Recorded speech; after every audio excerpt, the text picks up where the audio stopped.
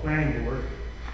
We will begin this evening's meeting with the discussion and approval of the minutes from September 7th, 2021 Planning Board. No comment? No comment. No comment. No comment.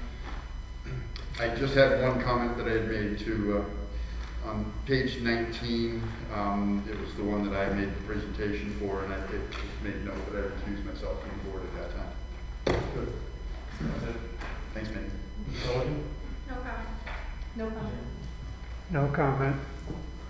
I have no comments. So I'll make a motion the Glens Falls Planning Board approve the minutes from September 7th, 2021 meeting, subject to the addition or correction noted by Mr. Hall.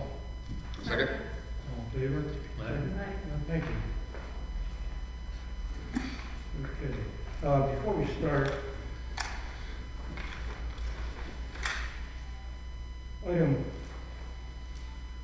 6, which is item G on the agenda, item 6 on the legal notice. I spoke with Mr. Carlson this afternoon, and he is resubmitting for the November meeting. He didn't have anything ready for this evening, so that item is taken off. That's 20 East Washington Street. Yep. Thank you. Okay.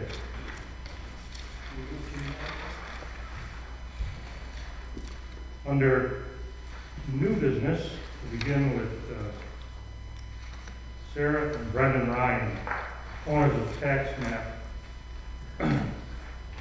section 302.1, block 6, lot 3, commonly known as 20 Horton Avenue, are seeking approval for a curb cut to install a driveway at this location.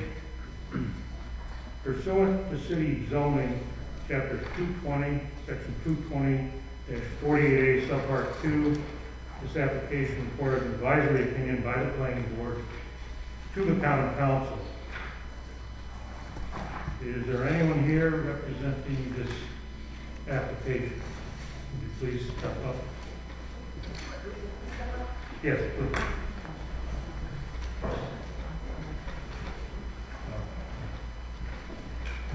Thank you. Just state your name. Oh, did I go up? Okay, Yeah. okay, thank you. Just state your name and relationship to the Sarah Ryan, one of the owners of the home. Okay, before we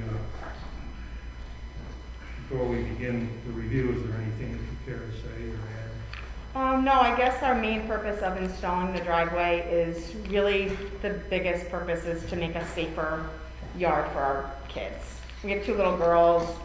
I have a couple pictures, but the yard is where we park, so it would allow more space, but it's also just very close and easy for them to just run into the alley. They're 4 and 1, so they don't really have a lot of awareness. And then another piece of it is garbage removal. We have to walk down the alley, down and around the corner of Horicon Ave to put our garbages in the front of our home. So in the winter, that's a little tricky, if not now. And then also, we both work early in the morning. My husband commutes to Saratoga. I commute to Albany. So when there's snow in the winter, if the alley isn't plowed yet, we have to shovel from our home all the way out the alley. So it's a little tricky. The driveway would really be a huge asset for us as a family. So I guess that's about it. Those are our main reasons. Sure. Very good. Thank you. Mm-hmm. Are there any members of the public who care to comment on this application? If not, we'll proceed with our architectural consultant, Mr. Brown. Just a question before I comment. Is it possible to go from the rear of the house with your trash containers through the side yard and out to the front rather than Going around. Yeah. In the spring or summer, we can definitely pull them across the yard. But in the winter, that's a little tricky. Yeah. just because the snow is. You would have to shovel it. Yeah, yeah, so sometimes yes, and I guess sometimes no, we can't. It just, I guess, depends weather, you know, if we get a storm or something like that, so, yes. Well, as I said in my report to the board, I'm ultimately concerned about how various projects like this accumulate and in the end do affect the character of the city and certain neighborhoods. You're on a very nice street, I'll say. I'll use that word.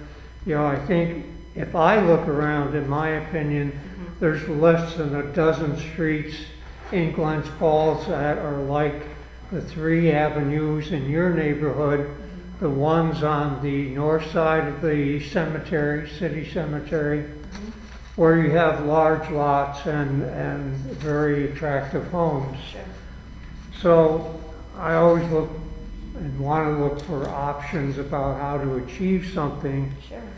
And when I looked at your lot myself, I noticed the kids were using the side yard on the east side of the building, Yeah, you know, play structure. And I also thought, well, the garage is going to remain, right? yes, for So now. you need a portion of paved area to get in and out of that. If you don't use it, the next owner would, Right, but there's got to be some access for that. sure. So the paved area on the alley would be reduced under your proposal, but to me, not that much that would make a big difference. You could still fence in the children's area and their apparatus and so forth from the house to the edge of the alley and around, and even the opposite end out towards the street to contain them, if you will, Yeah, and keep them safe. But I'm sure that alley is quite narrow, and I don't know if people drive through there too fast or, but I can appreciate that concern. yeah. But my thought was, you know, a certain part of that driveway on the alley's got to stay for the garage, and you might gain 8 or 10 feet or 1 car space by moving the driveway out. But my larger concern in the character of the neighborhood is that along your side, and partly because there is an alleyway behind all the houses, there's only one driveway that goes from the house to the street, and that just happens to serve a garage of a house, that more contemporary house that was built further up the block. Otherwise, the lawns are continuous and uninterrupted except for sidewalks. On Horicon Avenue? Yeah, and I'm talking the block that you're in.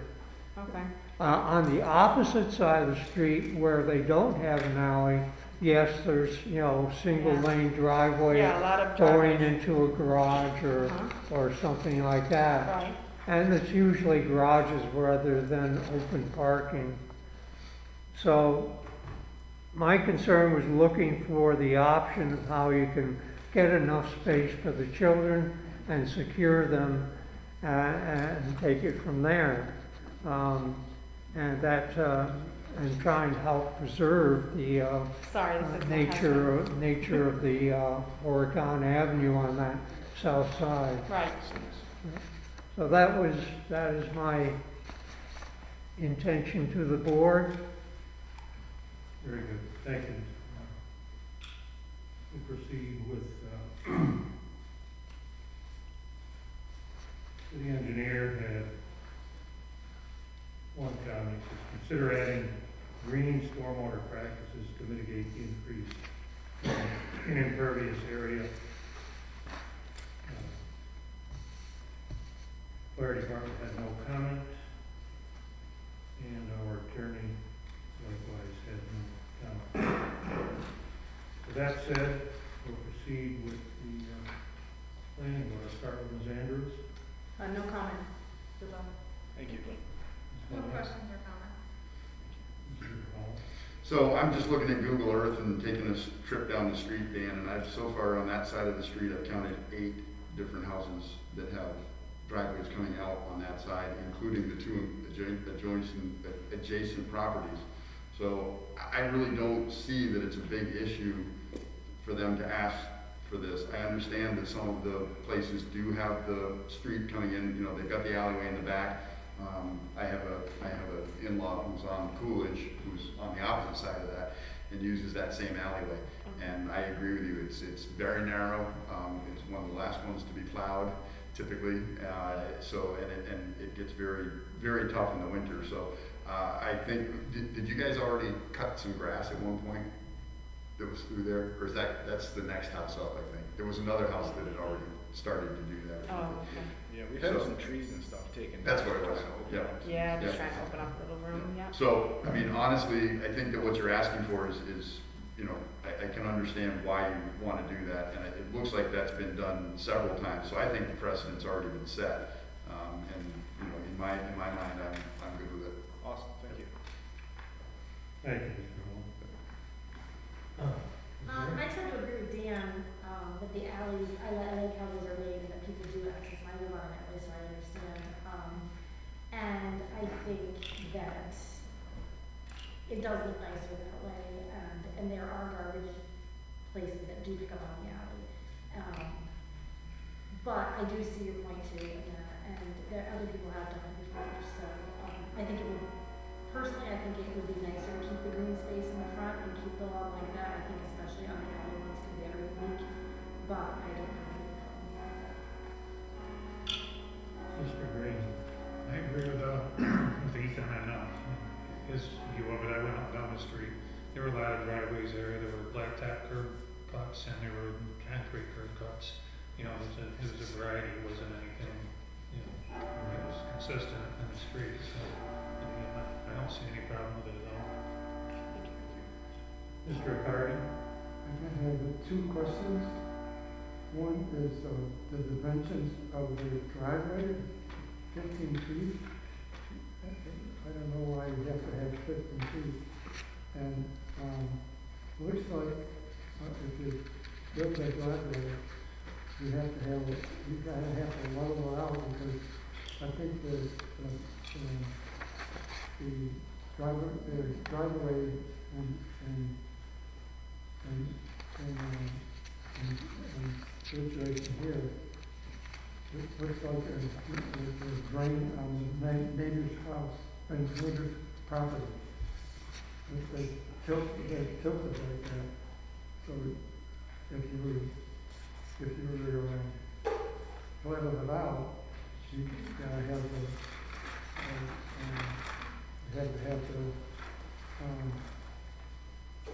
foundation lower. So I don't know why the dimension of that 15-foot driveway, and I think I have draining on the neighbors. So I don't know if they can correct that. So we had when we had our quote done for a driveway, we had the gentleman come and look at it. He didn't think that it would be that big of an issue. He said the slope that they would have to do wouldn't impede on their property, especially since their house is so far away from the property line. But you've got a 15-foot driveway that's from the house to the property line. But I think what he's saying is that their property line right there isn't their home. They have their huge side yard there and then their home, so it's not like our runoff would go into their foundation or basement or affect their home itself. And the length is to try and get all the way up to where our side door is to enter and exit the house, but also so we wouldn't be parking our cars basically, right at the street level, so we could still pull our cars up towards the garage. Why is it 15-foot driveway? You got a 15-foot driveway. Talking about permits. Yeah, it's 15, it's, what, I don't understand why it's 15 feet wide, is that what you're saying? Yeah. Versus what? 12. I guess it's just from the home to the fence. It just seemed to make sense to the paver, whom he was the one to really suggest it, that it would be odd to leave a chunk that wasn't pavement. And it would give us a little bit more leeway to maneuver our vehicles, open the doors, get our kids out, things like that. Looks like you could park 6 vehicles in here. I know, I would object to a 15-foot driveway and put it in the center of the space between 15 foot and 10 foot. I believe the actual dimensions are 12 by 75 anyway. We had 15 down. Yeah. I guess it's 15 feet from the house to the Three fence. vehicles inside. You got 15-foot driveway. You can park 3 vehicles on each side. You can park 6 vehicles in there. Excuse me, so what are the dimensions? So it's 75 feet long and 15 feet wide. It is, Yeah. thank you. Uh-huh. I would object to that one. What would be good in your mind?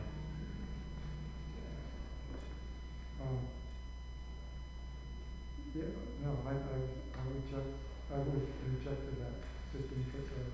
That's what I'm saying, what would be acceptable? Oh, 10 foot. And the center, it got 2.5 foot and 2.5 foot. So you can plant and Some green space on the side of it. What? Some green space on the yeah, side of right, it. yeah. Well, Grass. I could, Grass. I can understand not wanting to have I don't know how wide the strip it would be between the driveway and this fence back here. So if you paved, what you got shown is you're gonna pave from the building to that fence, correct? Mhm. So if you paved over there and then narrowed it down to say 12 feet, then you wouldn't have a strip. It's also right on the side of the house. It's not gonna be straight against the house. There's 2 shut-out windows from the basement, and there's 2 apple trees there that were I mean, it's not like it's gonna be nothing but driveway right there. They're gonna Right. pave around those, so it's not gonna be just straight through like that. There is, do you have pictures of that? Yeah, the other benefit of going 12 feet is that it allows for the runoff, which is the permeable area that we wanted to secure by adding that much more blacktop. Yeah, so you can see, this is actually, I don't know how I pass this around. So the drawing itself, there's 2 apple trees, and then there's 2 windows here, so that's gotta be at least 3 feet right there. So when they come up and pave, it'll probably be water in the back, but then this is gonna be the actual driveway itself. And between our walkway to our front door and the driveway, there will be a strip of grass that obviously we plan on. We just moved in in December, and so we plan on landscaping that front. Get it to green.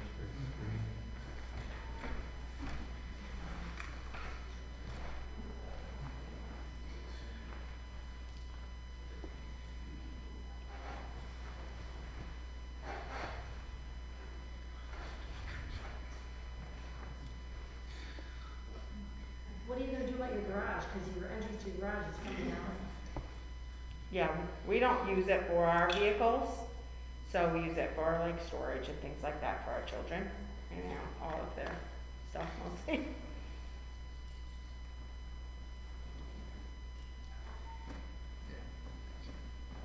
And then someday down the line, if it permits, then we can move it. The garage itself is in, tough shape, so it would be a bad idea to ultimately replace it at some point in time when we can. With our new area What's that? You'll probably need area variance for that, I would imagine. Yeah, I'm sure there's a lot of things that we would have to do. So from the front of your house Mm-hmm. back to about where that door is that about a car length? There is. It looks like it. So this is a 6-foot fence panel. Yeah, That's a 4-foot opening, and that's Yeah. another 6-foot panel. but. So this has got it, so yeah. that is probably only that's probably 12 feet right there, because this is where their neighbor's fence is right there. Ah, okay. I thought that was your fence. No, that's not, that's, No, but I mean, from the corner, if you parked a car here, from the corner of the building to about where your door is, where you would want to head in, is that about a car length? Yes, there's In no other way words, we if can you fit- park a car there, it won't be sticking out in the front yard. Right, yes, Yeah. right, exactly. And that's why we wanted to make it long, so Yeah. that we could keep it near our house and not in the front of our home. Yeah. But are you still going to try and park cars side by side, or one behind the other? There won't be enough room. Yeah, yeah, 15 feet's an awkward dimension. It's almost big enough for 2 small cars, but not Yeah, enough. but not ours, yeah. Yeah. But not quite. Whereas a 12-foot driveway would be plenty. A standard parking place is about 9 feet wide these days, so 12 feet gives you enough room to open doors and all that. Okay. Yeah. Okay. So what's the recommendation? I'm fine. Are you comfortable with reducing it to 12 feet? yeah, I think, I actually believe that is the dimension we got quoted on anyway, was 12 by 75, so. Maybe I made the sketch wrong. So I'm fine with making a recommendation to go 12 by 75, leave the curve that way it is. Okay. Okay. Someone want to flash the motion? Sure. I would make, You okay with that? Yeah. Yeah. I would make a motion that Glens Falls Planning Board hereby submits the following advisory opinion to the common council, that the council should look with favor on the application of, page 1 here, Sarah and Brendan Ryan, owners of 20 Horicon Avenue for a curb cut, with the following condition, that the curb cut be 12 feet, and that the total length of the driveway be approximately 75 feet. Do we want to do a concrete apron too? We've gotten clarification on that, so. Typically we ask that the apron between the sidewalk and the street be concrete, not blacktop. We've gotten clarification on that from DPW, but that's, I guess, in keeping with our normal, and we ever continue to ask for that. We've asked for it in the past. Okay, so just from the sidewalk to the street, be concrete, not blacktop. Okay. We prefer it to be, blacktop, from the sidewalk to street to city Yeah, line. well, I know. I'm just trying to keep ourselves consistent with what we've asked for in the past. Yeah, so I'm sorry, which one you want it to be concrete or black? Yes, concrete. have a second. Second. All in favor? All right. Thank you for your time. Thank you. Thank you very much.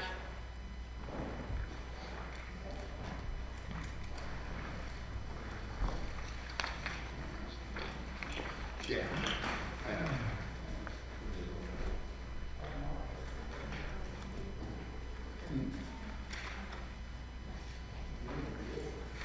Apparently, according to Chris, it says that the DPW likes it because it doesn't test the file data.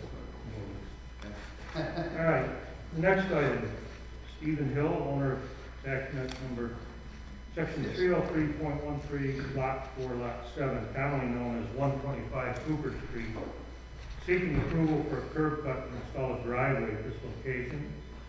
Pursuant to city zoning, chapter 220, section 220-48A, subpart 2, this application requires advisory opinion by the planning board to the common council.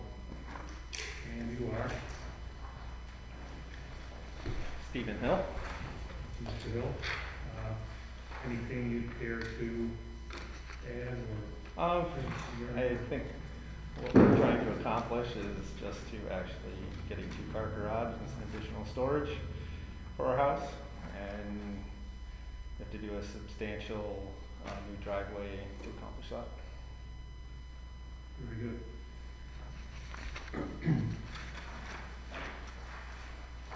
Are there any members of the public that care to comment on this application? Okay, we'll see, Mr. Brown, our architectural consultant. My only interest was the diagram submitted for the driveway doesn't have a reference dimension to either a property line or the building that it's going to be next to. I think that ought to be illustrated to actually see where it's going to fall.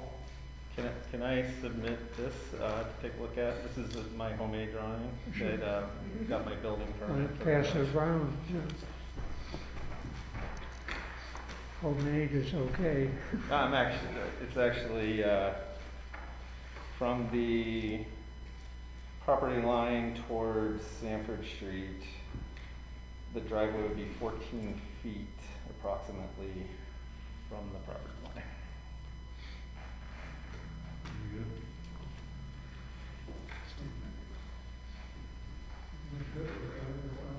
You gonna put all around the house? Yeah, we're bringing it up and wrapping it behind depth enough to basically park 2 cars. So. You're gonna need more cars, you got more drivers coming, May have 4 cars. Is that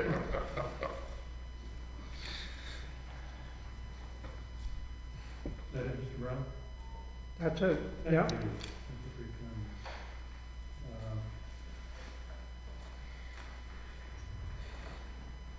Our attorney had no comments other than what you just mentioned, does not show dimensions the property line of the house. I think we clarified that.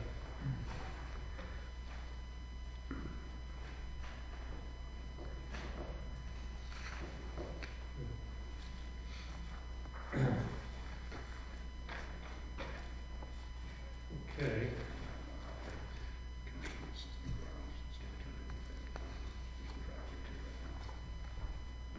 The Former drafter. Nice job.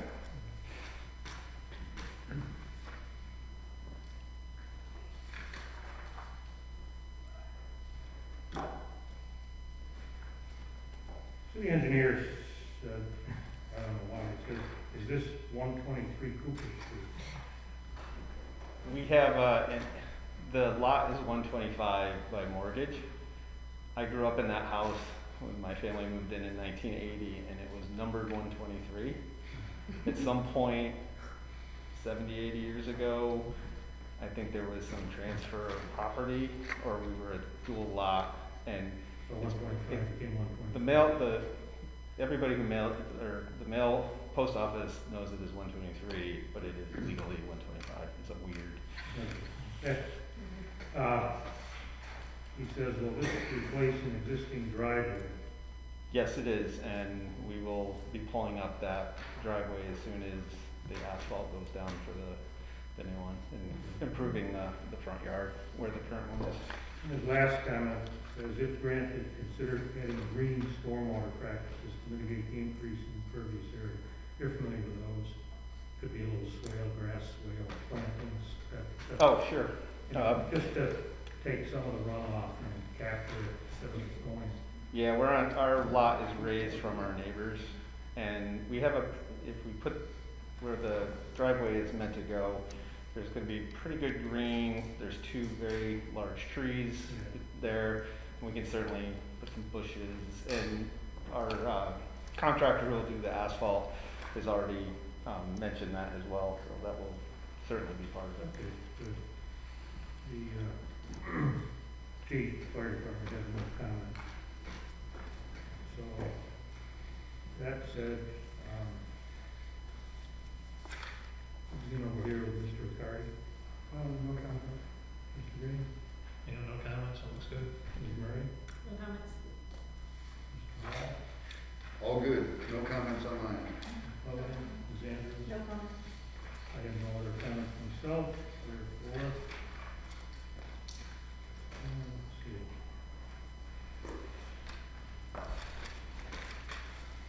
Make a motion that Glens Falls Planning Board hereby submits the following advisory opinion to the common council that they should look with favor on the application of Stephen Hill for a curb cut at 123 Hoover Street without any other conditions.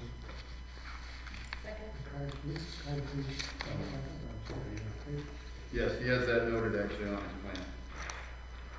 That the curb will be concrete. Steve's ahead of the game on this one. All in favor? Aye. Thank you, Mr. Thank you very much.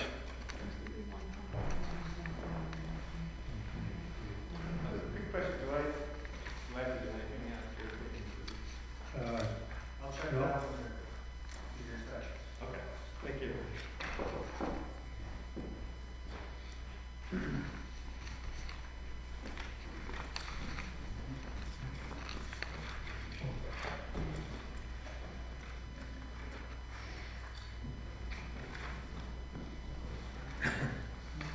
The next item is site plan review 21-0042, New Way Lunch LLC, owner of tax map number, section 302.20, lot 27, lot 3, commonly known as 19 South Street, is seeking approval to construct an addition to the rear of the building to provide outdoor covered seating at this location.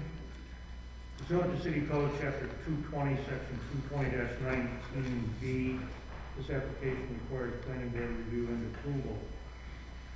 And you are? Peter Gazettis, the owner. Thank you, Mr. Gazettis. Anything you care to say regarding this before we begin our formal review? The plan that I've submitted, we're adding a small addition, approximately 400 square feet to the left. And then in the alleyway, on the same side as the Empire Theater, we're going to cover that section for outdoor seating. And hopefully we'll be open in the spring. We've been closed for 18 months. Yeah, we don't. Okay, thank you. Any members of the public care to comment on this application? If not, we'll proceed with our architectural consultant, Mr. Brown. I only picked up on the fire department's concern, as stated in their memo, but I think they got their item numbers wrong. I think their item number 4 is our item number 3 here, because they need to determine exiting requirements, etc. The buildings, the addition would only be 4 foot 7 inches to the face of the adjacent building. Their item, Yeah. the Chief Randall's items 4 and 5 are actually the agenda items H and I. Yeah. And Well, this is his item 7. Yep. It says the applicant would need to work with the fire department due to the proximity of proposed additions to the property line. yeah.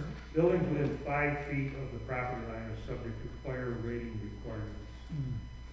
That's the comment from Chief Randall. So I assume the project has to go through their review and so You have to forth. just contact Chief Randall. Oh, okay. So they're concerned about what the building will be made of, basically. Isn't that actually, that's code enforcement? Well, yeah. I Either was- one, as long as, he's gonna be involved.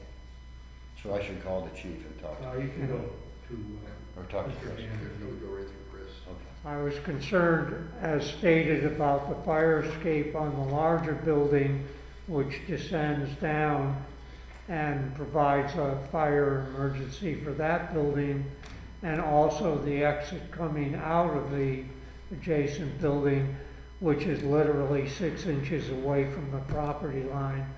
So people exiting across his property in one manner or another. But I obviously would leave that to the fire department to deal with, since it's exiting issue. But then they would just exit into the parking lot, they shouldn't, I wouldn't assume there would be an issue. They go out their side door into our parking lot for emergency exit, Yeah, yeah. Yeah, you because there's no fence or anything there, so. can talk to Mr. Vander about that. Yeah. Is that it, Mr. Brown? Yes, that's it. Thank you. Thank you for your comment.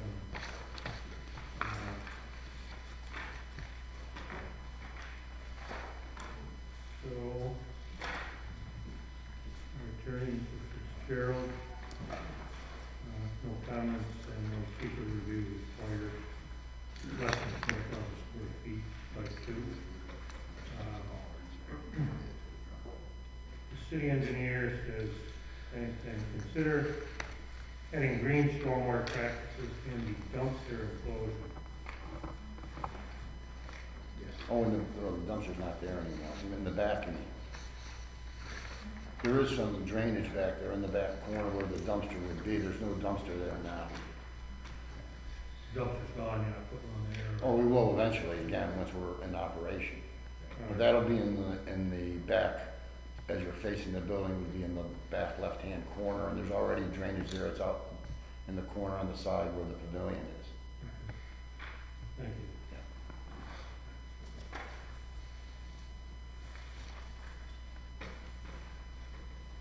And we already heard the fire chief's comments.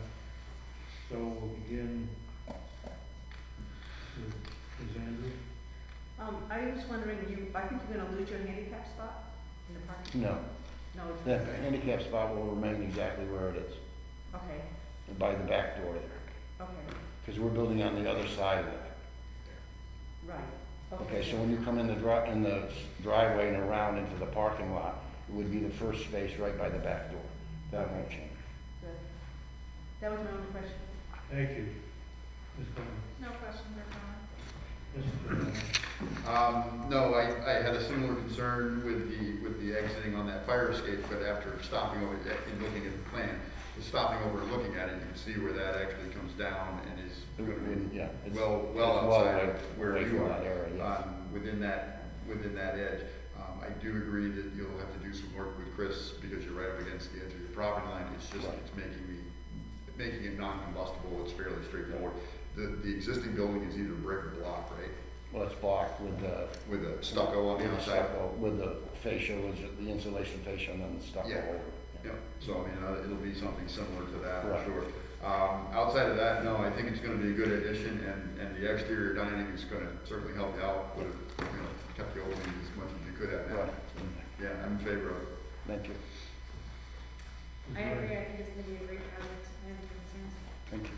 I'm a little concerned about I guess I don't understand it, but it says move the curb out 10 to 12 inches, and so you're doing a bunch of work in the front. Oh, in the front, Yeah. so you have the option to have, if you wanted to have a wheelchair come in the front door opposed to just the back door, so you'd have accessibility for wheelchairs to the front door and the back door. Okay, but if you move the curb out, is that on your property, or is that city? Oh, yeah, It's on your property? yeah, I wasn't sure when looking at it, right. you know, Yeah, I didn't know where the property line was there, you know, so. because actually, we own up to Empire Theater, Yeah, the front of the building. so, Okay, we own, and I gave them a right of way so they could put a sidewalk in when they finish that project. okay. Well, I have no other concerns. Thank you. Mr. Riccardi? I was wondering, how do you get from inside the building outside to the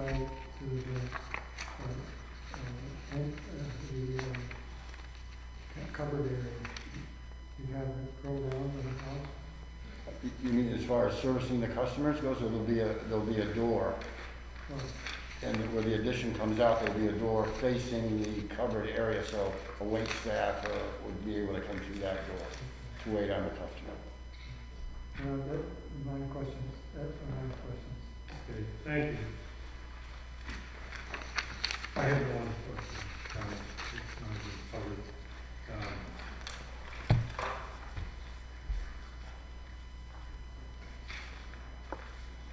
So that's it.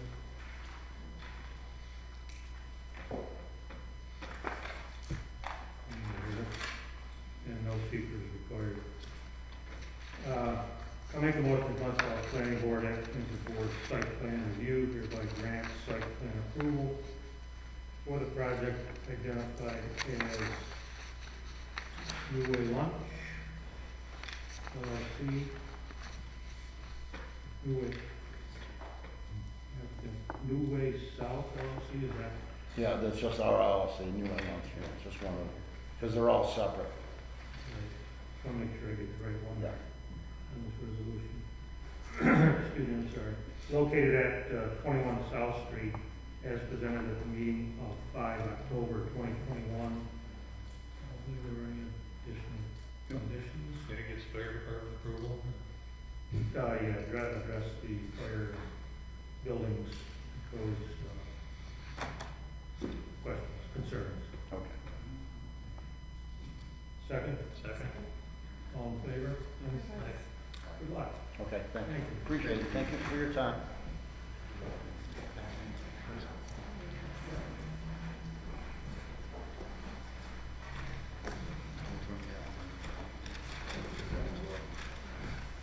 Kurt, good to see you.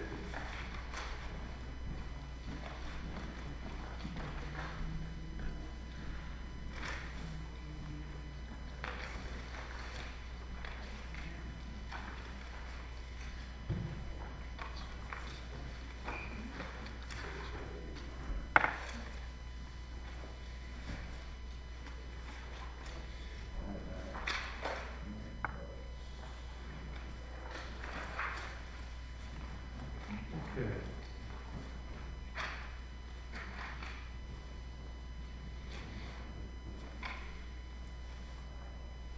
Next item is site plan review 21-0043, Premier Plus Travel and Tours LLC.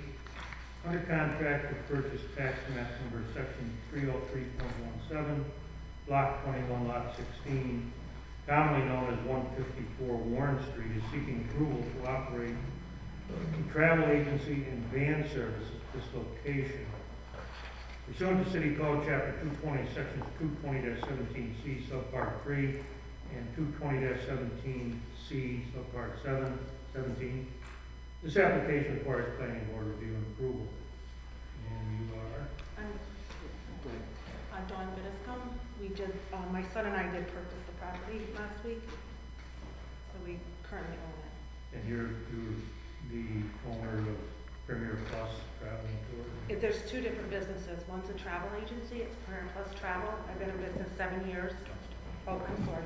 Is that a? I don't know. And then we have a luxury limousine service that's been in service 6 years, which we've been in the Glens area this whole time. It's Premier Plus Travel and Tours. And we own the Happy Trail Blue Bus too. I'm sorry? And the Happy Trail Blue Bus. Oh, okay. Good evening, Chairman. Yes. Michael Crow, Fitzgerald Morris Baker Firth, also on behalf of the applicant and with Dawn. Very good, thank you. Finally meeting.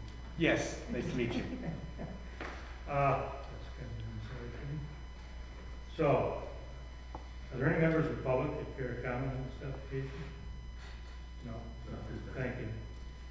Then we will proceed with our architectural consultant, Mr. Brown. I have no comments. The application states that the site and building are to remain as is. Very good, thank you. Thank you very much. We'll proceed with comments from our attorney. Comments regarding seeker, site 2, no review is required, it's rehabilitation or reuse.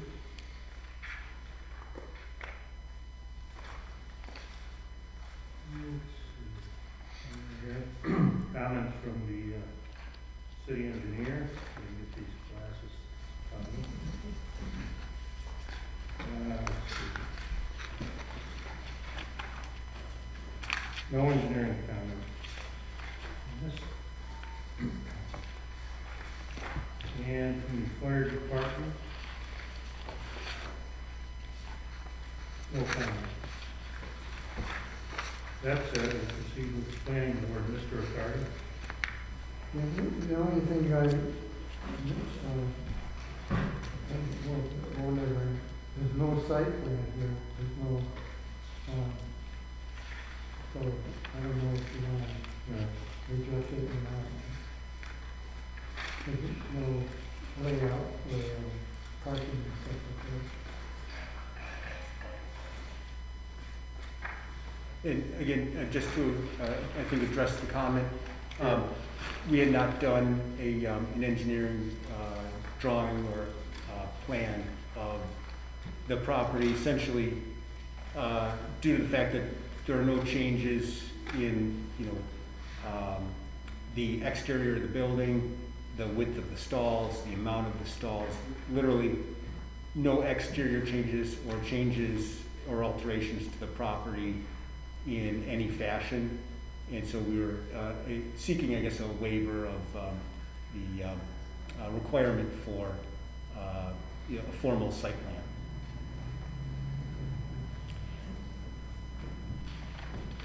Doesn't matter to me. What's that? Doesn't matter to me. Okay. I understand your concern, huh? What about parking? Is there adequate parking there that we know? It was Dr. Lehine's office, Right. so there's a large parking lot. You went over and counted, I think there's 12. 12 Two in marked front of the stalls, garage. Yeah, 2 in front of the garage, Right. an additional 2 in front of the garage that aren't marked. correct. And there's parking, there's no restrictions on, it's on the one-way of Keenan? Right, Street? I went over and Yeah, you did, okay. looked at Yep. it and I saw that, I didn't count the number of spots. And I do, but- there is more parking, but it's still owned by Benta Lehine. Right. But she's- you also have benefit of public parking on Correct. both Warren Street and Locust. Correct. I'm basically gonna use it for a couple professional offices, mine. Each of my businesses will be in there, and a couple one-bedroom apartments. It's a huge building. It's just Yeah. overwhelming right now. So I'm just trying to get there's a lot of temporary walls that I think have to be knocked down, but that's about it. They put up a lot of small offices when it was a doctor's office. Okay. You all right? Okay. No, I went over and looked at it, I mean, it's a beautiful building. It is, very beautiful. And you get plenty of room there to park, I Yep. believe, so. I have, no problems, I think it's a good business to go in there. Good luck. Thank you. Thank you. Ms. Murray? I agree, glad to Thank see you. both of these again. Thank you. I'm excited. Mr. Hall? I really didn't have any questions in reading through. It looked like it was fairly well thought out, fairly well, the application describes a lot of what's going on. Will the van vehicles and the limousine vehicles will be parked there? Yes, they're already And then- there right now. And then your drivers come, leave Yep. their cars, pick And those they up and go? Yep, they'll park But- right in the same spot. But you don't have people that come there, Nope. drop their cars and get in the No, limousine, so we it's. do you're- weddings, proms, funerals. Right. So dinners. it's not like there's No. a huge influx of people coming there to. Nobody for the to do- limousine company, Yep. for the travel agency, Yep. I literally, everything's, I've been working home mostly during COVID. Sure. But, people do have to, honeymoon couples Yep. wanna come in. Yep. They come pick up their documents, I go over everything, maybe 5 people a week. Cause most of them, people are well-traveled. Yeah. If they are, I basically, they grab their documents and go. So Okay. there's not gonna be a lot of people in and out. Right. I have a couple, I have like a Disney specialist. She works, everyone works full-time. I have a few part-time independent contractors who may or may not come to meet a client. 'Cause during COVID, I've been meeting them like at Spot Coffee. Sure. The building I was in, I rented and it was sold, so I've kind of been homeless all summer. So it's kind of nice to. To have a place to Yeah, land. yeah. And this used to be Glens Falls Pediatrics, right? Yes, Before. yep. So, I started on your- Warren Street. Your Yeah. turnover is gonna be nowhere near what Glens Falls Peds had. No, so- not at all. If they managed on this Building, site, you'll yeah. manage just fine on this site. Absolutely. That's the only thing I had there. Yeah. Yeah, I just, looking at the aerial view that you provided, I can count on here at least 19 parking spots. Yeah. At least. Yeah, there's plenty. That's on site. Yeah. And the garage was converted back to a garage, so there's 2 parking spots now, because it was offices, Yeah. but that was torn, Benta had torn it apart before I bought it and put it back into a garage. Thank So there could be parking in the garage even, so. you.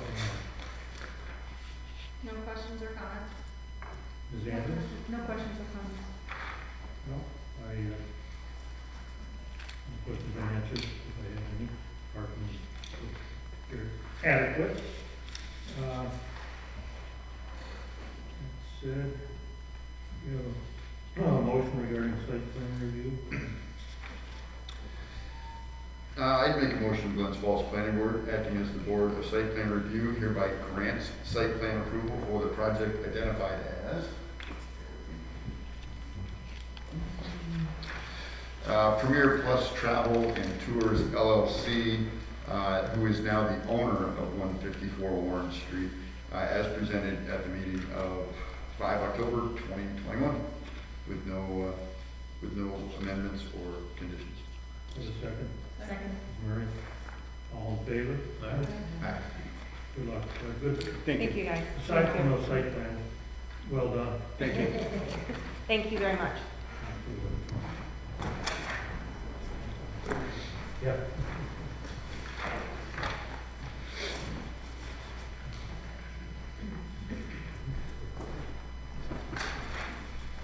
We'll leave that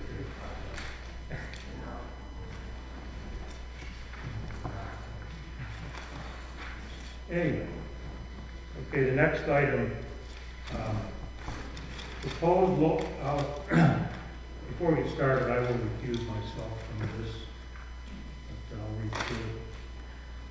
Proposed local law to amend chapter 220-6 of the zoning code of the city of Glens Falls to revise the zoning map, change the zoning district boundary from single-family, medium-density residential, R1B, cultural, professional, CT, for parcel 309, section 309, block 10, lot 8, and from single-family, medium-density residential R1B to general commercial 1, CG1, I think it's GC, for parcel section 309.07, block 10, lot 33. Pursuant to City Code, chapter 220, section 220-48A, this application is part of the planning board advisory opinion to the common council. Now, my property abuts this property, so I'll recuse myself.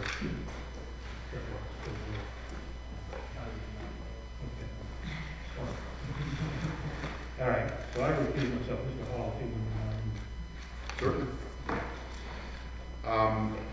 So that being said, is there anyone here representing this application?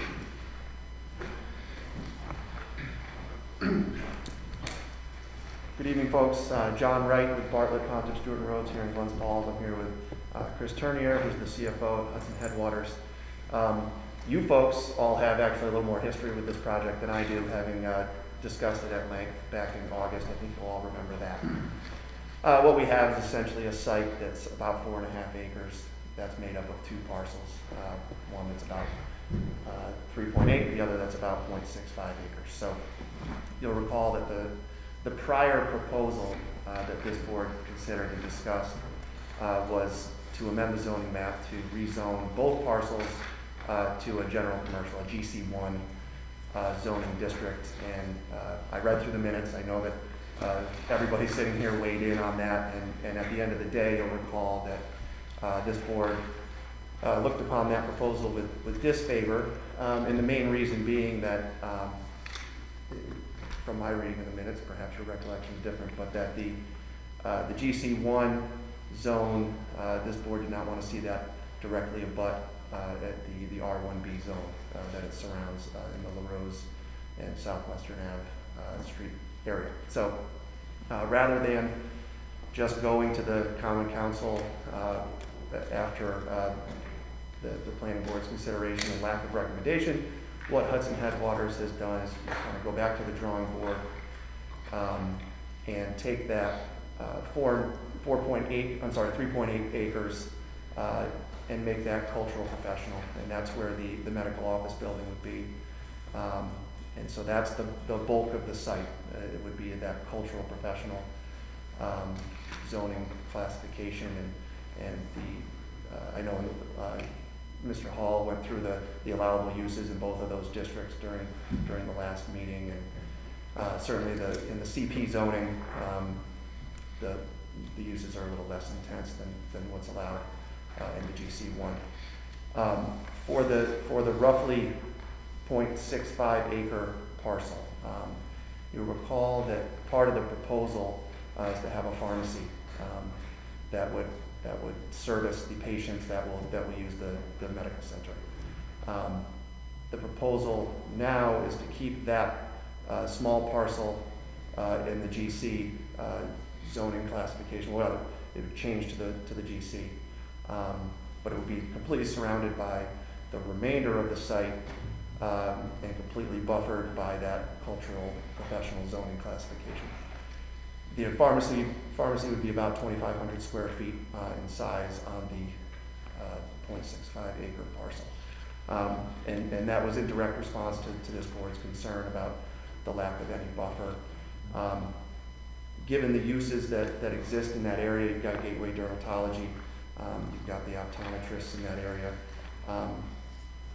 We think that creating that buffer of the cultural professional use around the GC1 kind of allays those concerns. Like I said, I've got Mr. Turner here, we've got the project architects here, we've got the project engineers here. So if the board has any questions about the revisions, really the only major change here is what that 3.8 acres would be classified to. So other than that, this board has really seen the project. So if you have any questions, we're certainly here to answer them, but we hope that the revisions address this board's concerns. Thank you. Are there any other members of the public that would like to speak and weigh in on this who haven't weighed in already? Anybody online? Ms. Weber?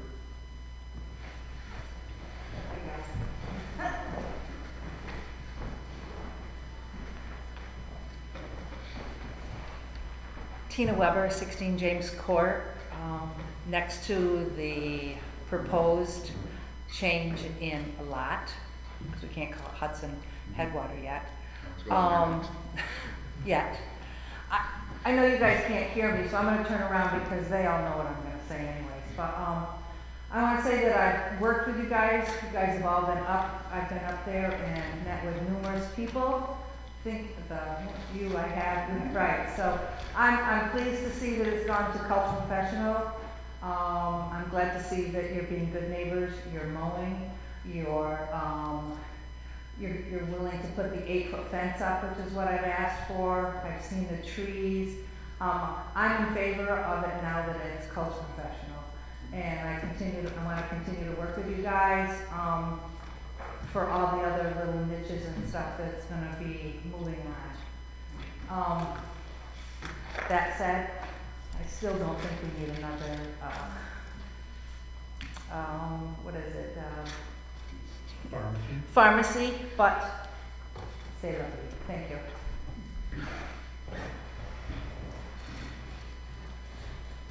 Anybody else? Me. Mr. Bruno? Okay, I live at 15 James Court, which is adjacent to, similar to, in fact, I purchased the property from the Webbers 20 years ago. And built a house there, spent a substantial amount of money, built the house a lot, all that stuff. And I did so with a reasonable expectation that I'm building a house in a residential zone, an R1B. Not building it next to cultural, professional, general commercial, or any other. I'm in a residential zone. Now, regarding the cultural professional, I don't have a big problem about that. What I have a problem with is the GC1. I don't care where it is on that. I don't like the idea, of rezoning to GC1. I also question the need for another pharmacy when you've got 3 within literally a stone's throw. You've got Hannaford, Walgreens, CVS, and Hudson Headwaters further away up Main Street, Prince Road, whatever you want to call it. So I really don't like that aspect of it. And it appears to me to be spot zoning, possibly. So I'm okay, I'll accept the cultural professional. Those other entities up to the north of this, Dr. Klein, the optometrist, Klein Boyd, and the other, I don't know what that other business is, but anyway, those, even though they're there, that remains zoned R1B. They got variance to be there, and that does not travel with new owners. Anyone else bought those buildings and wanted to locate a business there, they would have to go back and get a variance. So anyway, so that's still all R1B. So those are my comments regarding that. I question the need to put the pharmacy in there. Is that, let me ask you a question. Is that pharmacy, is that just a drive-through, or do people go inside? I'll fill that it's a small pharmacy. It's 2,550 square Yeah. feet. It's not, a vast retail type situation where you've got Walgreens that, not to pick on Walgreens, but has grocery and those type of things. There might be some usual, cold medicine type stuff, a small retail piece, but it's primarily drive-through. One of the reasons why, we don't do this everywhere, but we do like to link pharmacies, is compliance with the patient.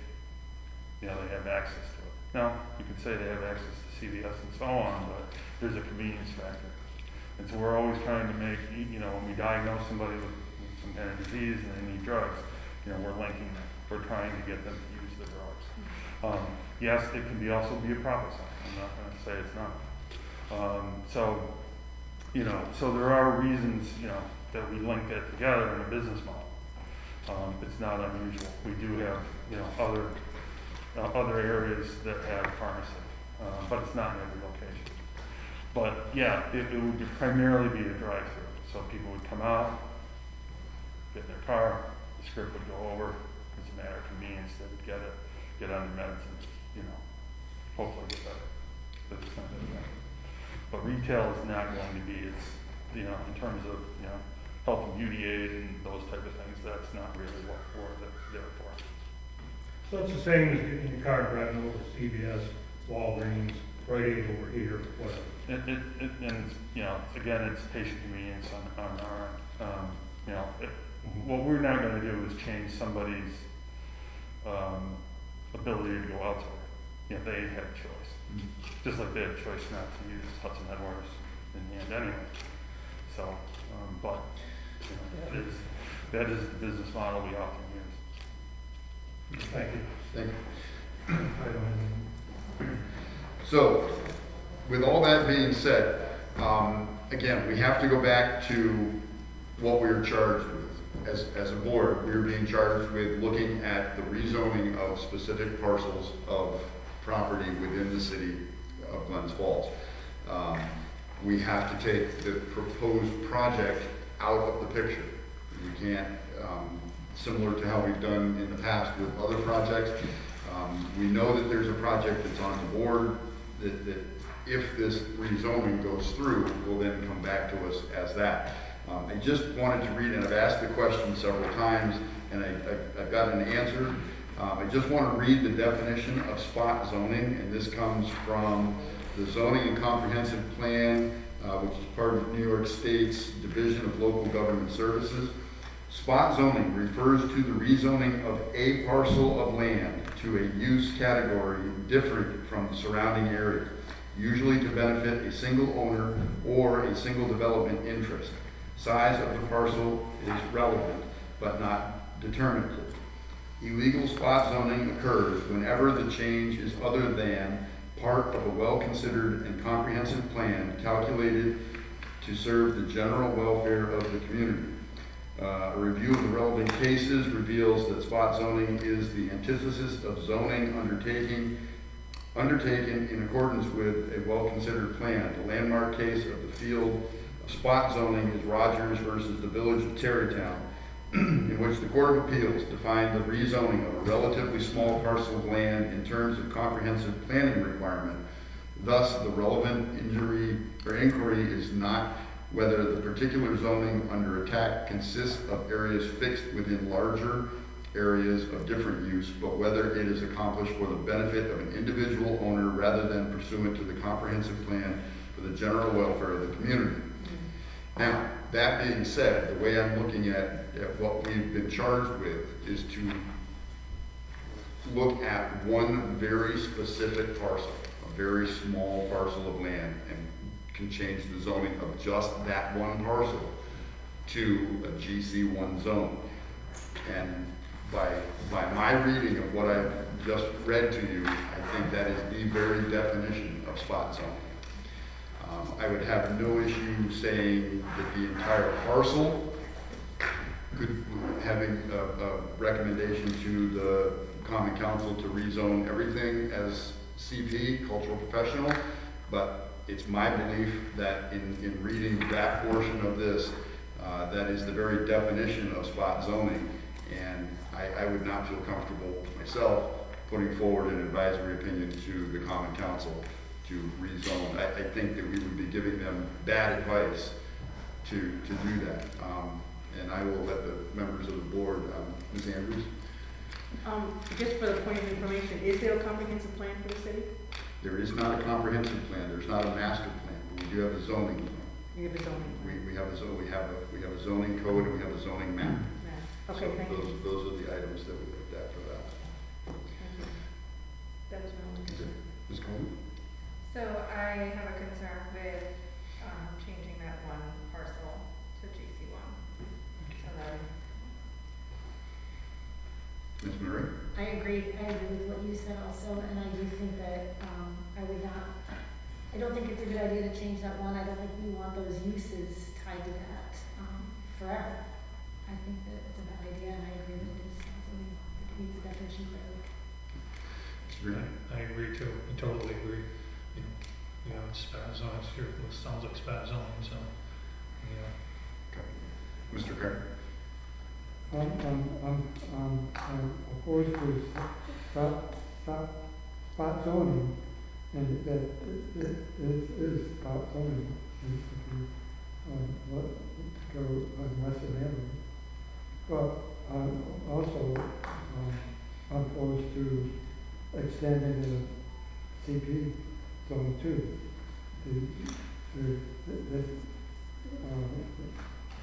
Residential zone, or the Rose Street is mostly residential. There were places that, there were, CP, but there were houses on there. So I would make a motion to, or my suggestion is you change the CP to residential, and then they have the residential all the way to all the way to Rose Street, from Broad Street into I don't know what's the street there. Western Ave. So I'm opposed to spot zoning, and I would oppose to extending the CP zone too. Mr. Brown, do you have any input?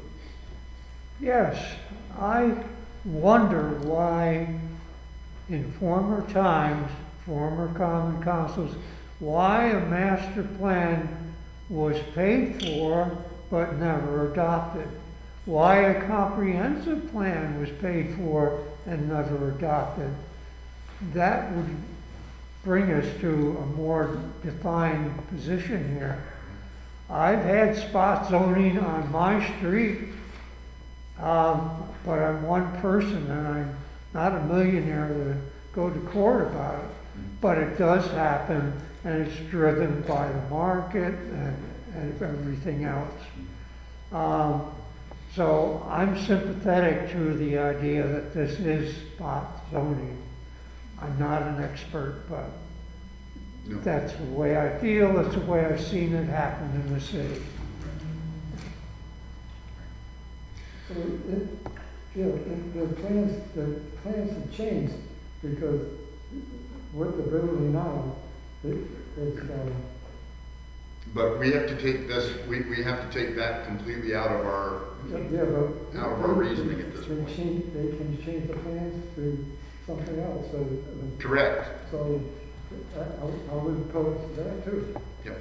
But, you know, what our charge is right now is to make a recommendation to the common council, either favorable or disfavorable, to change the lot from R1B to general commercial. That's what we've been asked to do. Well, you're not gonna address the CP? And well, it's been, yeah, to change the one parcel to cultural professional and the other parcel to general commercial. So, you know, that's what we've been asked for right now, and I think that we need to make a recommendation to the common council based on our discussion here as to whether or not we feel they should look with that favorably or disfavorably, regardless of any future use of that project, of that parcel. You're not gonna address the CP, extension, no? So just a change It's- from No, R1B to cultural professional. right. So we're only focusing on the GC one? It's- Or are we focusing on On both. both? Okay. On both. It's the proposed local law to amend chapter 20-6 of the zoning code of the city of Glens Falls to revise the zoning map to change the zoning district boundary from single-family, medium-density residential R1B to cultural professional for the one parcel 309.07-10-8 and from single-family, medium-density residential R1B to general commercial 1 for the parcel 309-07-10-33. So we're being asked to do those two. The remainder of the adjacent properties to the, I'll say south, are already cultural professional. So in looking at the map, this cultural professional butts up against these two lots. Yeah. And currently they're zoned as R1B. And we're being asked to blend the one larger parcel into the cultural professional and the one smaller parcel changing it from R1B to GC1. And that's why, my opinion, I think the melding of the property, the larger property into the cultural professional is okay because it's not, that's just moving a boundary line of R1, of cultural professional from one lot to the next lot, just kind of absorbing that lot into the cultural professional. But to change one particular lot from R1B into GC1 becomes spot zoning of a specific parcel that doesn't touch anything else around it that's already GC1. Okay, but, the issue of the spot zoning is, and tied with sort of the issue of, extended TP zone too. I can understand that if there wasn't a cultural professional zone there already. Yeah, but. I liken it, yeah. It's extended it. Well, I liken it to what we did on Warren Street with the Stewart's property. They had a very similar thing where they bought two houses behind them that were residential, and they asked to have those rezoned into whatever the zoning was on Warren Street at the time. And that again is just expanding the zone to incorporate other parcels, which this would be, I think that would be considering expanding. If we said, take both of these parcels, both parcel numbers, and made them cultural professional and just absorb them into the cultural professional, I think that's okay. But taking and making the one very small parcel something completely different that's not touching it anywhere around it, if you look at the zoning map, the next GC is all the way down at Hamptons. You've got one, okay, you've got one there. So I mean, it's it's quite quite a distance down before you get to it. So, you know, that's my, and actually that's a GC2 down there. Yeah. So there isn't a GC1 really anywhere around it until you get down onto Broad Street further. So you're not opposed to extending the CP? I'm not opposed to the expansion of the cultural professional into that property, because I think I'm that that's, opposed to it. and that's fine. That's fine, but I think that, you know, that's why we discuss it as a board. But again, I think that asking to have the one specific parcel changed to a general commercial makes it the very definition of spot zoning. So that being said, I just want to add one thing. The numbers don't line up, so the map you gave us, the parcel numbers are not matching. So this is 308 on both of them, and everything else is 309. So your parcel number 308.07-10-33, parcel 308. but 07-10-8, so they're not lining up. the tax map numbers, Yeah. and that's probably just a typograph. Yep.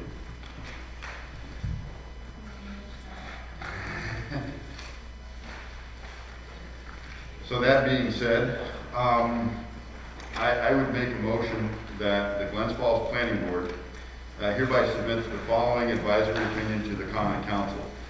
That the council should look with disfavor on the rezoning of parcel 309.07-10-33 from single-family medium residential R1B to general commercial GC1, and that they should look with favor on the rezoning of both properties, 309-07-10-8 and 309-07-10-33 to cultural professional, for the reasons discussed at the meeting of 5 October 2021. That's second. I think I'll do this by roll call if that's okay with you. Is that okay with you? Megan? Oh, do you want me to call them? Do you want to call them? Ms. Andrews. Ms. Cullen. Ms. Murray. Yes. Mr. Green. Yes. No. Mr. Carter. No. No. And myself, yes. Okay. Mr. Fitzgerald, is there anything else that we need to do on this one? No, I think, Megan, you'll get the minutes for the common council. Thank you.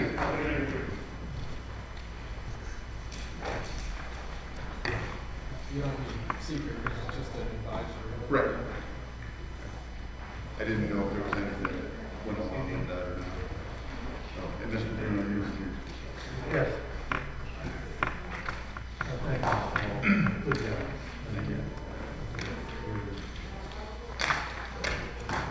Went through it all. Oh.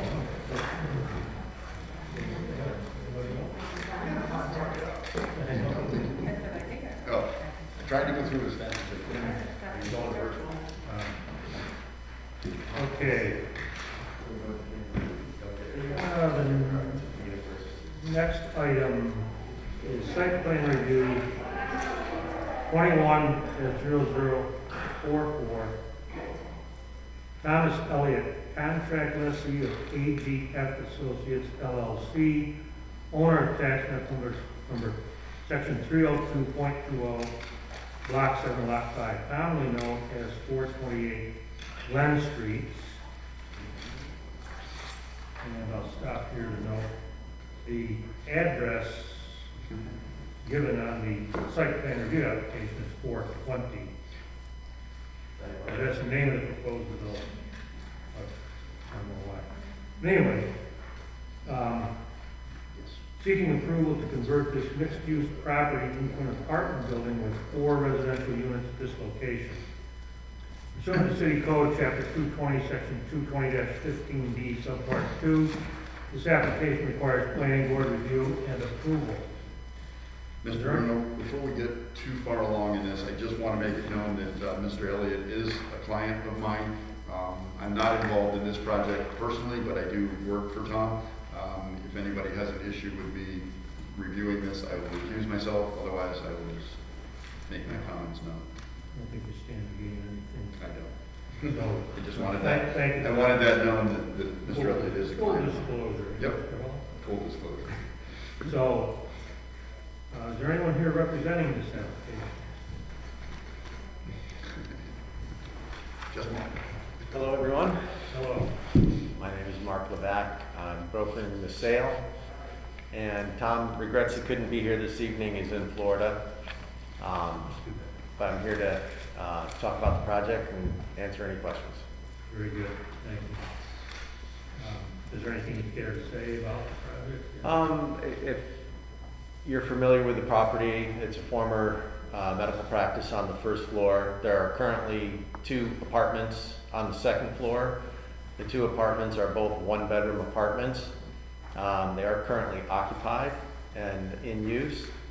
The applicant intends on taking the downstairs office and converting it into 2 apartments. And it's roughly going to split down the middle, and there'll be 1 apartment in the rear portion and 1 apartment in the front portion. There's a lot of, the front portion has a lot of nice, very period moldings, fireplace. This applicant intends on preserving all of those, you know, old world architectural trim moldings, and the back is pretty modern. That will be renovated as well. And currently code requires us to have 1.5 parking spaces per apartment. That would mandate 6 parking spaces. So we scaled out 6 parking spaces. Should be noted that there currently is parking and a carve out. And there are 3, you have the ability to park 3 cars along that side of the building. The applicant would like to push them down to a little brick stone wall and remove the Bilco door. So they will become strictly parking. That Bilco door will go away. And I guess space number 1 is shown on your diagram, actually would have enough to become a handicap space as well. There's a little extra room on that one if we went all the way down to the stone wall. And the applicant would really prefer to have only 5 parking spaces, because that would bring blacktop only to the back of the building. And currently there's, you know, a dirt driveway there where you could put 2 cars in that area currently.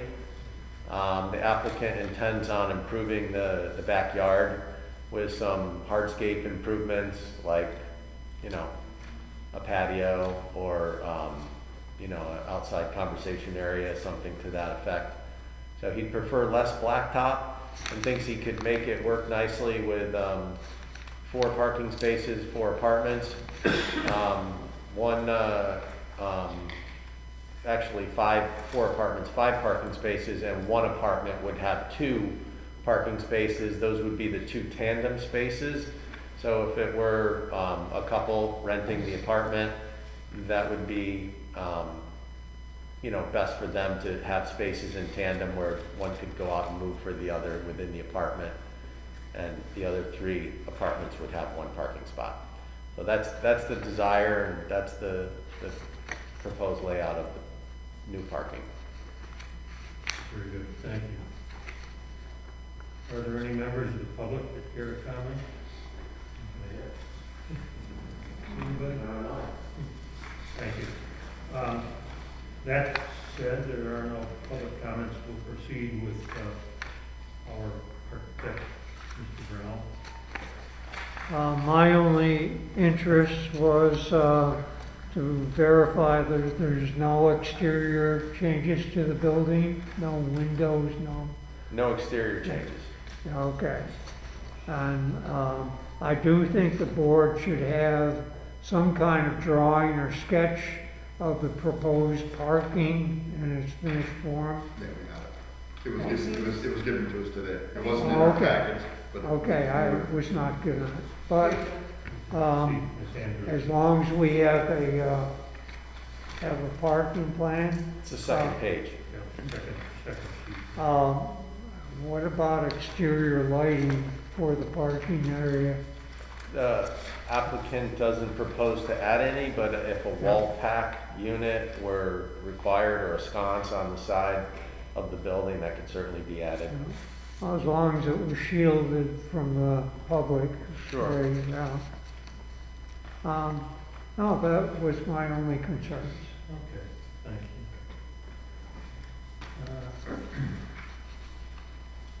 Look at the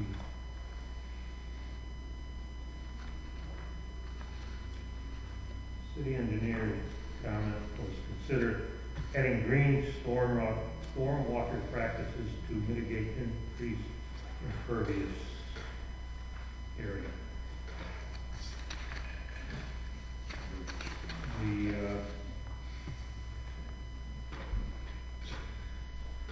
The fire department has a comment that the applicant would need to work with the fire department during the full plan review process, since the project may require the installation of a fire protection system. That would be Mr. Van Der Zee's determination. Is that correct, Chris? Okay. So, he'll need to talk to you. Right? Yeah, that's it,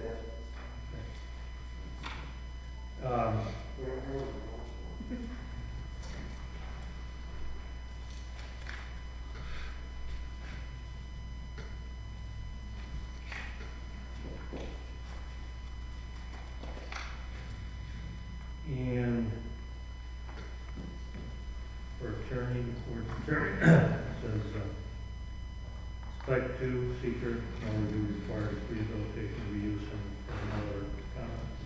My only other supplemental comment now that we have the parking plan would just be that if the board approves the plan, to just clarify that I'm looking at parking spot 1 and 2 in particular that are shorter, to just clarify that they're not intending for the cars to hang over the sidewalk, because I think that's come up in the past where someone said, well, you approved the parking spot, and I believe the board was intending to approve the parking spot as long as you could fit a car in there. That's correct. Very good, thank you for that. We'll start with the planning board, Mr. Cardy. I can't figure out the parking because we got tandem the parking and, three places. Yes, so right now you can park 4 vehicles across here now. What we'd like to do is just have 2, 4 and 5 and eliminate 6. So that one apartment couple could have the spaces in tandem, so if a car needed to be moved, the couple could manage that, and then the other 3 apartments would have 1 parking space each.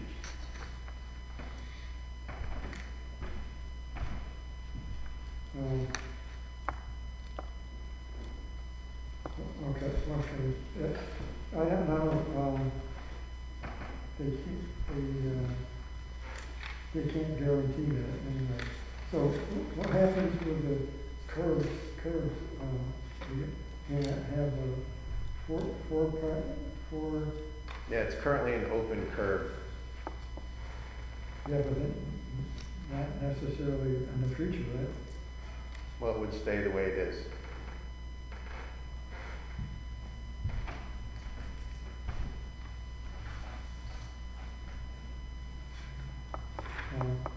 Okay.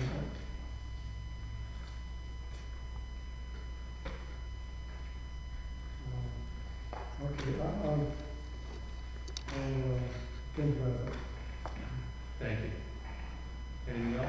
No. Mr. Green? I have no problem eliminating, six space, you know, it's, I don't see what, it's gonna do for them anyway, you have to back 2 cars out, so. I mean, we've done this before in other areas, and they have on-street parking there during the daytimes. One thing I do notice, though, that they're gonna have to get a variance in density requirements. They need 10,000 square feet. I think they get like 75, a little over 7,500. So you'd have to go to the zoning board and, get a variance on the density requirements. And I think it's a good project. But another thing in the code, it says, in section E on CP, it says multiple family dwellings of 3 or more dwelling units, but not exceeding 6 dwelling units when they're subject to architectural review. I mean, it only changes to the building, but it's in there.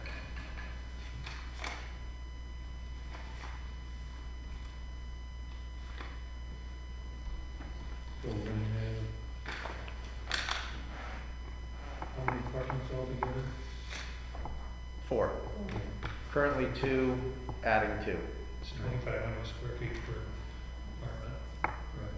So it'd be 10,000. I think the lot's 75, somewhere. Seven- a little seven, over five, 75, five. 76, still at 10. So they need a variance. That it? That's it, yeah. What about the snow panel? I'm looking at the picture, it looks like that's a gable roof back there.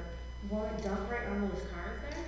They plan on putting snow ties up on the roof. It looks like the butterflies, but they're connected by Oh, yeah, no, bars. yeah. Because they'll be parking pretty much right up against the building, correct? Yep. Snow has to be kept from sheeting. I think that section might be an asphalt roof. Okay, I can't tell from the picture here. Yeah, I don't think that actually is a slate roof that would sheet off like that. I could be wrong about that. And so the parking starts after the bump out, going down Marion? There's a stone wall right there. It wouldn't go past that stone wall. Okay. Yeah, I'm just trying to figure out. I think they're currently parking, you can park 3 cars across there as it is now. You can, okay. Yeah, that was my only question. I think that 6 spot doesn't seem like a good idea. That's my. Thank you. So just explain to me how's the circulation here for parking? In other words, you got 1 and 2, 3, so 4 and 5 are parallel parks, right? Yes, and that's why a 4 and 5 can work together if they're rented to the same apartment occupant. So if there's a, boyfriend, girlfriend, boyfriend, This one wants to get out boyfriend. and that one's gonna stay. Yeah, they can manage that tandem aspect, and then the other 3 apartments would just have 1 each. Right, and what do they back They right out? just back right out. Okay, and what's the 10-foot dimension? Does that run? That's the width, yeah. Right, so to Mr. Fitzgerald's comment, there should be no problem. I don't know, somebody's picking up the question pretty long. But parking, say, nose into the building. Yeah, they're economy cars parking there now, and they're fully off the sidewalk now. That's Google Earth. Yeah. Then there's a car parked there and it's not hanging out. Right. What size is the car?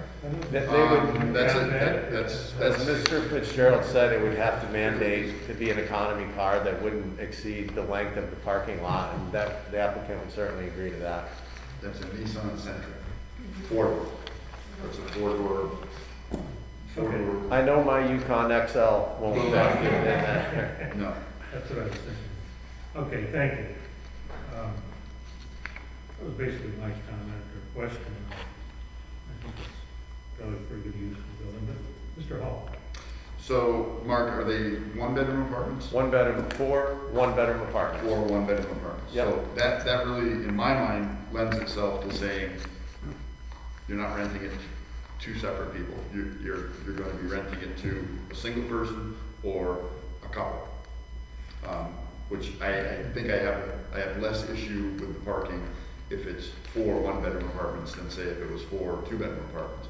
And the building itself isn't really large enough to do that. I do agree with Ron that I think that a zoning variance needs to be granted for for the total, because what's being asked is for 4 units, which would require 10,000 square feet, whatever the number was. And the size of the lot just doesn't do that. I think the fallback, if that doesn't work, is that the downstairs becomes 1 apartment and the 2 apartments stay upstairs. Thereby it's 3 apartments needing less parking, and that way that could be a single 2-bedroom apartment. I think that there's a shift that could be made if the zoning isn't We would hope the property's been on the market for a long time, and we hope the zoning board sees it as minimal. Yeah, yep, and I completely agree, but I think that's the tack that would need to be taken. And as far as in sitting here looking at the Google Earth image of it, there's cars parked there right now and they're not hanging out. That street is a one-way street, so I think that's because Marion is there, so that's a one-way street, so it's not like people are gonna be backing out with traffic coming both ways. So personally, I'm okay with eliminating that 6th spot. And then having it as being 5 spots. That's it. Thank you. Ms. Colvin? So I have no questions or comments, and I think that it'll be fine if we get rid of the 6th spot. Because, if someone doesn't have parking, then they're not gonna rent it, so. Sure. Ms. Andrews? I have a heck of a time figuring out how people are gonna get their cars in and out. So that if they eliminate that, then the idea is that. They just have to hustle them back and forth. If this is if there were 2 people in 1 apartment, they would share those. Right. That's the idea. And that would be the intention or requirement of the applicant. He wouldn't be allocating those assigned spaces to people in 2 different apartments, because it would just create problems. That would create a big problem. Yeah.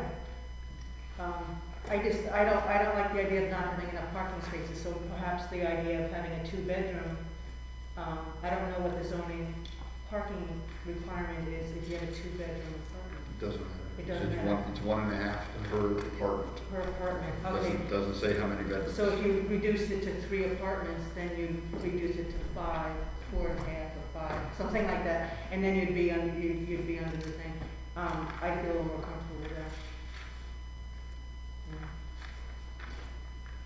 So you'd be in favor of reducing the number of units? Reducing the number of units, yeah.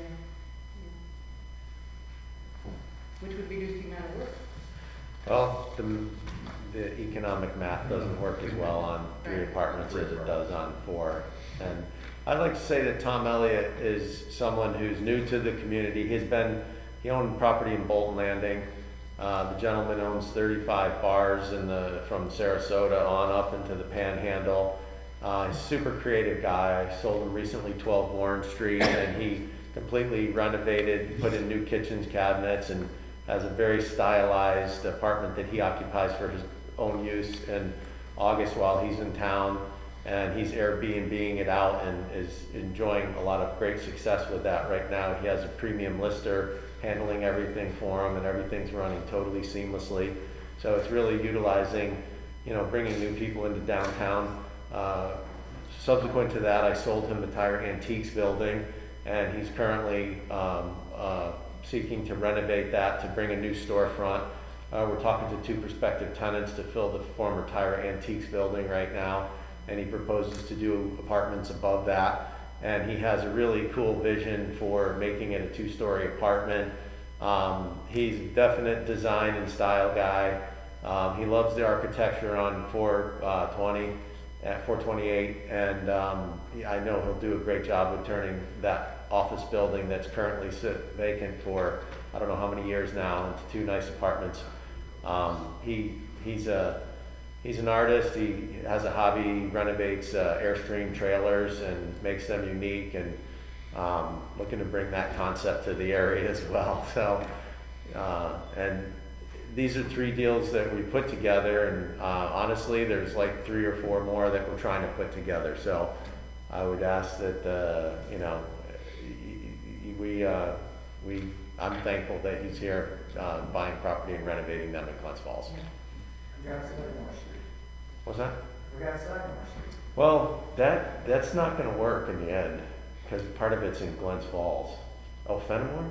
No, Sagamore Street. Sagamore. Oh, yeah, the house he bought a tax parcel in the city of Glens Falls that he's gonna renovate and probably turn over. Yep.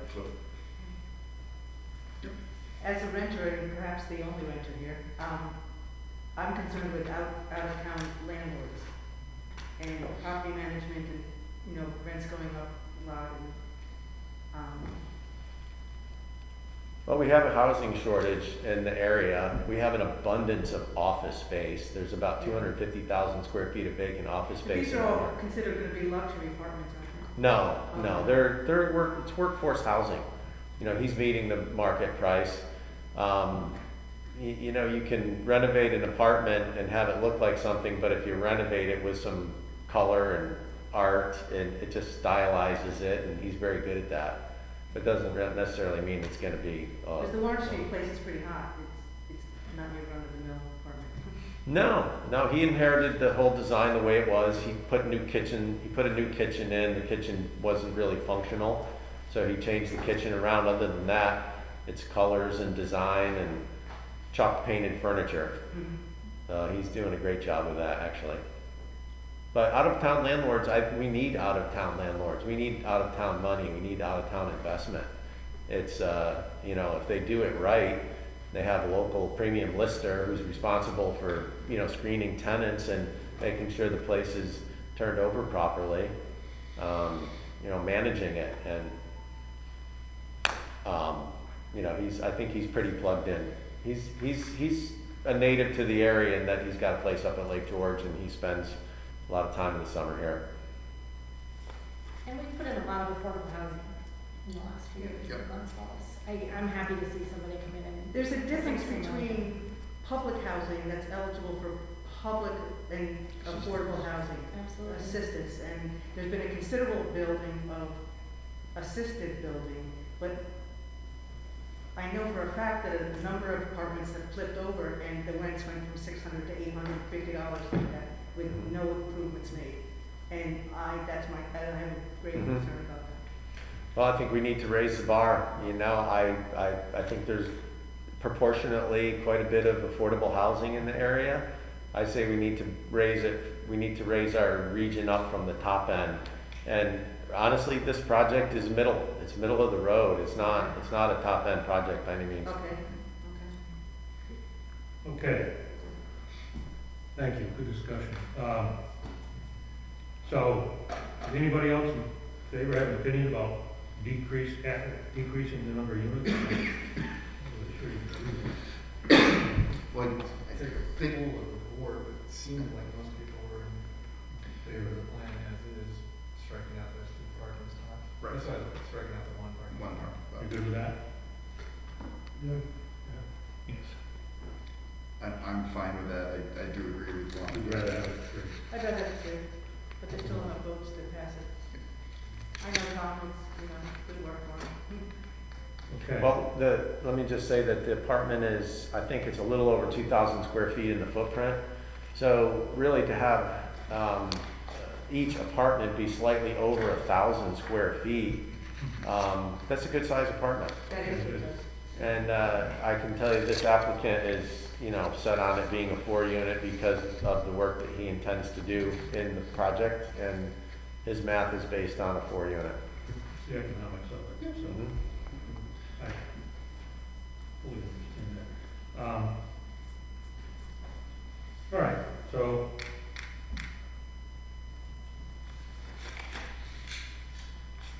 Let's see if there's anything else.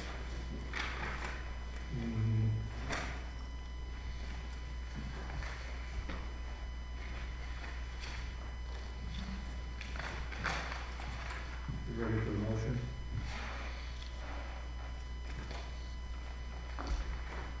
Yes. Okay.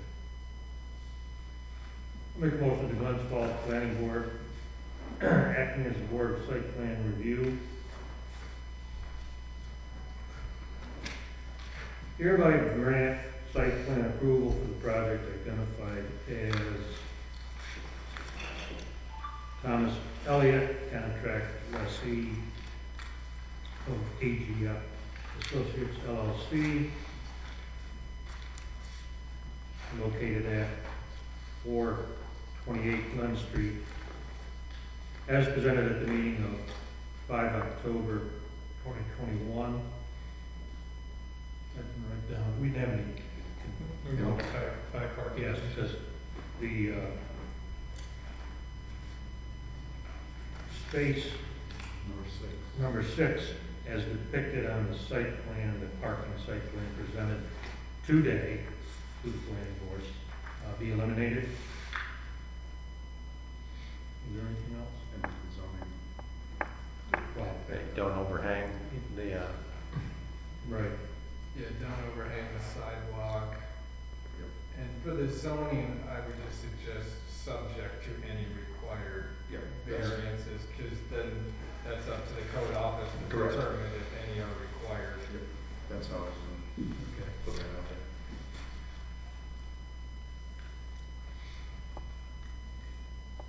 Have a second. I'll second. All in favor? thank you. It'll be a nice transformation and, it'll breathe some life back into the building. Thank you. Thanks, Mike. Thanks, Mark. Appreciate your help.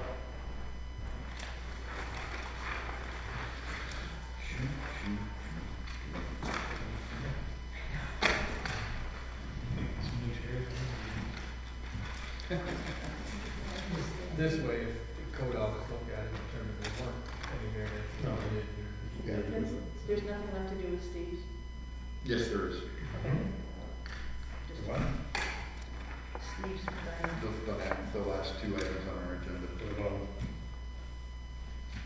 I was hoping we were done, but we're not. We still have Steve's No. to go. Eight, Right. which should go fairly quickly. And I will recuse myself. Site plan review 21-0037, Christine Van Vallis Haley, owner of tax map, section 309.11, lot 5, lot 42, commonly known as 194 Broad Street, is seeking approval for covered and open outside dining areas as well as additional enclosed cold storage space at this location. Pursuant to City Code, Chapter 220, Section 220-17C, Subpart 19, this application requires planning board review and approval. We will do these concurrently. Architectural review 21-0038, same thing, same lot, 194 Broad. And this is pursuant to City Code, Chapter 220, Section 220-17D. These require planning board review and approval.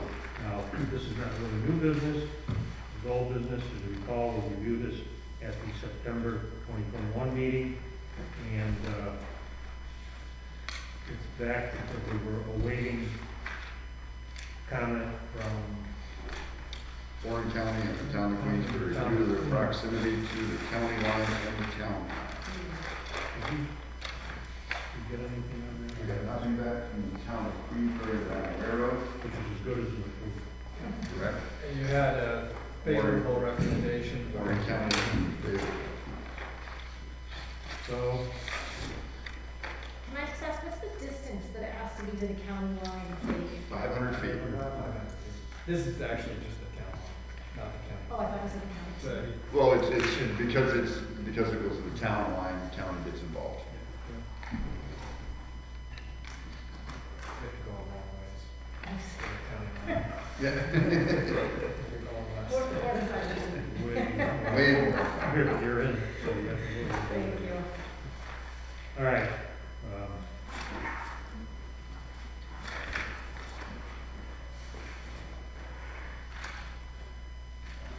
Okay, I make a motion, Glens Falls Planning Board, acting as the Board of Architectural and Site Plan Review, hereby grant architectural and site plan approval for the project identified as Christine Van Vallis Haley, located at 194 Broad Street,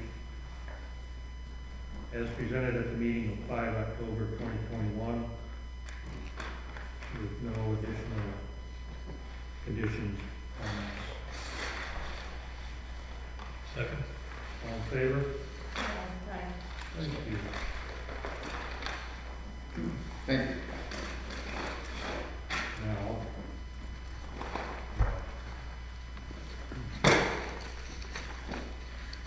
Mr. Fitzgerald and I have been reviewing the comments regarding chapter 220, and we'll be issuing a summary of those comments to the planning board for review at the next meeting. And we'll take planning board comments, sift through those, and then eventually send it to the common council for their consideration. Who knows what they'll do with it? Hopefully not the same thing they did with the master plan and the comprehensive. Sorry, is that all? So, but that's really where it's at. And Dan brings up a good point. I mean, we paid for a comprehensive plan, we paid for a master plan, it was eons ago. but see, I talk about these things fairly frequently. And you get them, you get them, and they sit somewhere, and they're only valuable if you use them and look at them periodically. I'm not in favor of spending any more money for these things until they're gonna be used. Hundreds of thousands of dollars, I don't want to preach, but they're spent on these things, and then they seemingly go nowhere, they're not used, so. I think this will, I mean, any revisions that get made to our zoning code, I think, are worthwhile to be updated. I would hope so. You put a lot of time in this, I'm not saying, Right. I think started about 5 years ago, 8 years ago, 10 years ago. But anyway, just wanted to update you on that. And at some point, I guess we could wait till November, we can think about leaving on our Christmas good. Yeah, one thing. Okay? We did Cooper Street, and we approved that project over there for the housing. Yes. And if you drive down that street now, there's nothing but cigarette butts in the street. I brought it up to the mayor yesterday. I don't know whose responsibility it is that there's a storm drain right down from there. We get a good storm. Well, I mean, there's gotta be hundreds, 500, 600 cigarette butts out on Cooper Street. They just sit there and smoke all day. I drove by today and saw a gentleman out there. I can address that. I've been working with them, trying to do something. They're harassing people on the bike path, on the sidewalk and everything. Everybody but the director, the higher up, wants them to get a gazebo to put them back in the corner to get them away from it, but they lose part of their funding if they allow smoking on premise. So that's the battle we're in. We're doing, yes, this is not going. Okay. But you should have somebody out there cleaning that up, though. That's ridiculous. Yep, now they just put benches out there for them too. Yeah, it's There's a guy out there with his chair all the time, there's one sitting on the sidewalk all the time. They're at night, they're crossing people going up and down. This has been, yes. Yeah, I go by there 4 or 5 times a day. Yeah. Yes. It's ridiculous. I mean, if we ever come into a situation where we have to look at that again, and it's something to seriously consider that, they're not allowed to, Well, housing first allows Go look smoking at on Broad the Street, that development. the one in Hudson Falls. Not the one on Oh, I know. They smoke in that building, rather than across the building. Christine's been And so what, telling me about the they've Where's? gone a lot, there's a lot of extra things going on there that's not even, Right. the new tenants are taking it or. Well, just the fact that the fire chief told us they were 10% occupied, I mean, it's 7 calls in a month, And some of that is also, I mean, we did get rid of the real problem one at 186 Broad Street.